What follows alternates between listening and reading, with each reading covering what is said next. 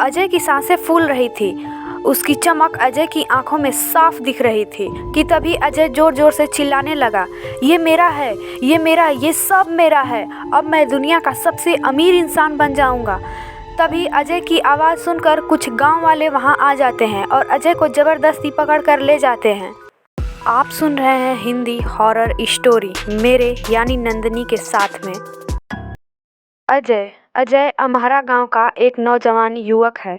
साथ ही साथ उसका परिवार बहुत ही गरीब है और उसके पिता के ऊपर बहुत ज़्यादा कर्ज है, जिसे आए दिन कोई न कोई मांगने आ जाता है और अजय समेत उसके परिवार को गाली गलौज भी सुननी पड़ती है। अजय इन सब से ऊब चुका है। हालांकि अजय एक बहादुर इंसान है। वह प्रतिदिन कार्य ढूंढने जाता है, लेकिन सूर्यास्त तक उसे बस असफलता ही हाथ लगती है।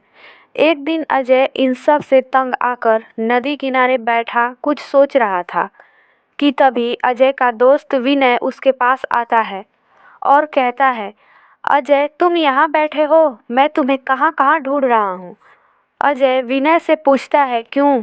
विनय अजय को बताता है कि तुम जानते हो, मेरी नानी का जो गांव है उसके बगल वाले गांव उदयपुर में एक पुरानी हवेली है, पुराने जमाने के राजाओं का। सुना है वहाँ ढेर सारा खजाना छुपा है। गांव के कई लोगों ने तो उस खजाने को अपनी आंखों से देखा है। तब अजय कहता है, क्या बकवास कर रहा है? ऐसा भी कहीं होता है? किसी को सोना दिखे और वो उसे लेने की कोशिश न करे, ऐसा कैसे हो सकता है? तब विनय कहता है, मुझे नहीं पता कि कैसे, लेकिन उस हवेली में खजाना है। चल ना, हम एक दिन वहां चलते हैं। अजय को इस बात पे विश्वास नहीं था, लेकिन अजय अपनी गरीबी और कर्ज से बहुत परेशान था। फिर थोड़ा सोच विचार करने के बाद तैयार हो जाता है। अगले दिन अजय, विनय और मनीष मनीष जो इनका दोस्त है, उदयपुर की तरफ निकलते हैं। शाम होते होते तीनों उदयपुर पहुंच जाते हैं। तीनों दोस्त रात वहीं बिताने की सोचते हैं। वहीं गांव के एक वृद्ध व्यक्ति के घर पर ठहर जाते हैं। खाना खाने के बाद जब सारे गांव के लोग चौपाल पे बैठकर कथा कहानी सुन और सुना रहे थे, तभी तीनों दोस्त भी वहां जाते हैं और उनकी कहानी सुनने लगते हैं। तभी थोड़ी देर बाद विनय कहता है, दादा उस पुरानी हवेली का इतिहास बताओ ना। वह बूढ़ा व्यक्ति कहता है, वो पुरानी हवेली, वो तो बहुत पुरानी है। किसी जमाने में उसमें राजा महाराजा रहते थे। उसके बारे में मैं और क्या बताऊं?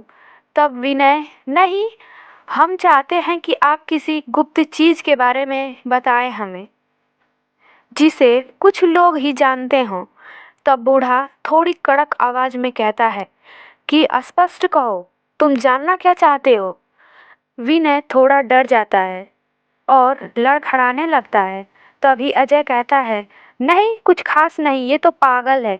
इसने कहानियों में राजा महाराजा के खजाने की कहानी खूब सुनी है, तो इसके दिमाग में सिर्फ वही सब घूमता रहता है। लेकिन हम दोनों इस बात पे विश्वास नहीं करते। तब बूढ़ा आदमी कहता है, नहीं मेरे प्यारे बच्चों, ऐसा नहीं कहते। कहानियाँ सिर्फ झूठी नहीं होती, कुछ कहानियाँ सच्ची भी होती हैं। तब अजय कहता है, बाबा आपको क्या लगता है, इस पुरानी हवेली का भी कोई गुप्त खजाना होगा? तभी बूढ़ा व्यक्ति अजय की बात को बीच में काटते हुए कहता है, होगा क्या, इस पुरानी हवेली में गुप्त खजाना है। तब विनय कहता है, देखा, मैं कहता हूँ ना कि इस हवेली में बहुत बड़ा खजाना छुपा है। तब बूढ़ा थोड़ा आश्चर्य भरी आवाज में पूछता है, इस हवेली में खजाना है, ये तुम्हें कैसे पता? तुम लोग तो यहाँ अजनबी हो। तब विनय सच बोलकर पुनः फंस जाता है। तब अजय कहता है, इस पागल को कहाँ पता कि इस हवेली में खजाना है या नहीं।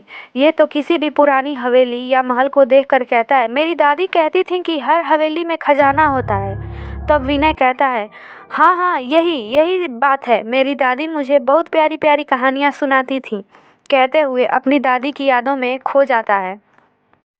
तभी अजय कहता है, हाँ तो दादाजी आप क्या बता रहे थे कि इस हवेली में भी एक गुप्त खजाना है? लेकिन मुझे विश्वास नहीं, क्योंकि यदि होता तो आज तक लोग इस हवेली को तोड़ चुके हो उस खजाने को लेने के लिए। तब बूढ़ा कहता है, हाँ बेटा, तुम ठीक कह रहे हो, लेकिन ये खजाना साबित भी है, इसीलिए तो इसे कोई ले नहीं सका आज तक। तब अजय कहता है, बाबा आप सच कह रहे हो। तीनों दोस्त एक दूसरे को देखते हैं। बूढ़ा, हाँ बेटा, ये खजाना जिसका है, सुना है वो बहुत परोपकारी व्यक्ति थे और ये खजाना उनके परोपकार का फल है। कहते हैं इस हवेली के नीचे 20 तहखाने थे जो पूरी तरह से खजाने से भरे हैं, लेकिन ये खजाने उस श्राप के कारण सुरक्षित हैं जो इस हवेली के मालिक मरते हुए दिए थे, और वो श्राप आज तक उस खजाने से चिपका है। तब विनय कहता है, कैसा श्राप? तब बूढ़ा कहता है, इस खजाने को वही ले सकता है जिसमें थोड़ी भी लालच न हो। उस खजाने को परोपकार में लगाया जा सकता है, या ऐसा समझ लो कि स्वार्थ रहित परोपकारी व्यक्ति ही इसे ले सकता है, जिसका मन बच्चे के मन के समान स्वच्छ हो। और इस कलयुग में मुझे ऐसा नहीं लगता कि कोई भी इतना साफ दिल का है जिसे खजाने का पहाड़ दिख जाए और उसके मन में लालच न आए। और यदि लालची आदमी उस खजाने को देख भी ले तो उसकी मौत निश्चित है, छूने की तो बात ही दूर रहे। मैंने कई लोगों को पागल हुए या मरे हुए देखा है उस हवेली में। और फिर हे राम कहते हुए बूढ़ा उठता है और अपने बिस्तर पे चला जाता है, और जाते हुए कहता है, छोड़ो इस जंजाल को, आओ सो जाओ, बहुत रात हो गई है। तीनों दोस्त अंदर जाते हैं और सो जाते हैं, लेकिन अजय को नींद नहीं आ रही थी। उसे बूढ़े आदमी की बात बार बार याद आ रही थी। फिर वो सोचता है कि हम वहाँ नहीं जाएंगे, क्योंकि एक बच्चे जितना साफ मन तो हम में से किसी का भी नहीं है। लेकिन फिर वो सोचता है कि हम तीनों साथ में नहीं जा सकते, लेकिन मैं अकेले तो जा सकता हूँ। मैं नहीं चाहता कि इन दोनों की जान को कोई खतरा हो। हम तीनों की गरीबी ही हमें यहाँ खींच लाई है। फिर जब आधी रात होती है, सब सो गए होते हैं, तभी अजय उठता है और घर से बाहर निकल जाता है और हवेली की तरफ बढ़ता है, ये कहते हुए कि एक बार देख तो सकता हूँ ना उस खजाने को। फिर उसका मन कहता है, याद नहीं बाबा ने क्या कहा था, जो उस खजाने को देखता है वो मर जाता है।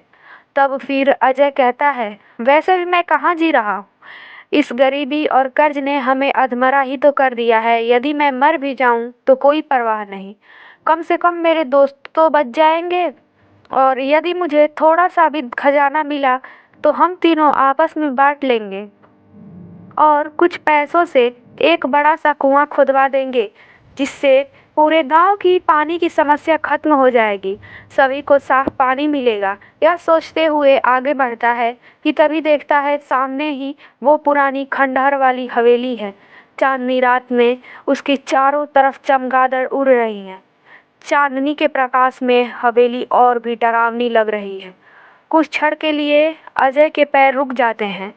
अजय के मन में एक तेज आवाज उठती है, अभी भी समय है अजय, वापस लौट जाओ। लेकिन अजय तो दृढ़ निश्चय कर चुका था, वह नहीं, नहीं, अब मैं पीछे नहीं लौट सकता कहते हुए आगे बढ़ता है। जैसे ही अजय जंगली बेलों को हटाकर अंदर जाता है, अंदर चारों तरफ मकड़ी के बड़े बड़े जाले थे। अजय उस जाले को हटाता है। जैसे ही जाल हटता है, सामने खजाने का भंडार, चारों तरफ रोशनी, ऐसा लग रहा है ये हवेली कभी खराब हुई ही नहीं थी। बड़े बड़े झूमर लटक रहे हैं, हजारों बक्से हैं जो हीरे जवाहरात से लदे हैं।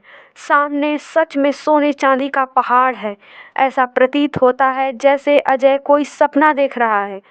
वहां की प्रत्येक वस्तु अत्यंत चमकीली थी। मणि और हीरे जवाहरात की चमक आंखों को बंद करने पर विवश कर रही थी। अजय के दिल की धड़कन तेज हो गई, उसकी सांसें फूलने लगीं। उसकी चमक अजय की आंखों में साफ दिख रही थी कि तभी अजय जोर जोर से चिल्लाने लगा, ये मेरा है, ये मेरा है, ये सब मेरा है, अब मैं दुनिया का सबसे अमीर इंसान बन जाऊंगा। तभी अजय की आवाज़ सुनकर कुछ गांव वाले वहां आते हैं और अजय को जबरदस्ती पकड़ कर ले जाते हैं। और जब अजय को थोड़ी देर में होश आता है तो बूढ़ा व्यक्ति कहता है, ये क्या मूर्खता थी, जरूर तुम्हारे मन के किसी कोने में परोपकार का बीज था, तभी तुम सकुशल यहाँ पहुँच पाए हो।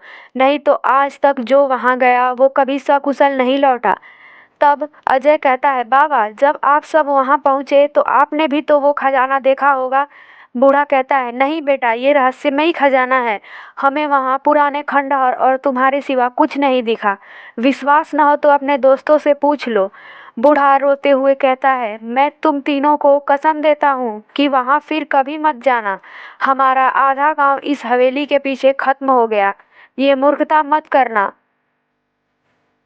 कहते हैं आज भी उस हवेली के खजाने की खनखनाहट सुनाई देती है। हवेली पूरी तरह गिर चुकी है, लेकिन उस खजाने की खोज किसी स्थानीय को नहीं है। कई किलोमीटर में फैली यह हवेली आज भी वीरान और एक बड़े पहाड़ सी प्रतीत होती है। उस हवेली के ऊपर कई बड़े बड़े पेड़ पौधे उग गए हैं। आज कोई भी आसानी से उसे पहचान नहीं सकता, सिवाय स्थानियों के। गुमनाम हवेली के खजाने आज भी विख्यात हैं।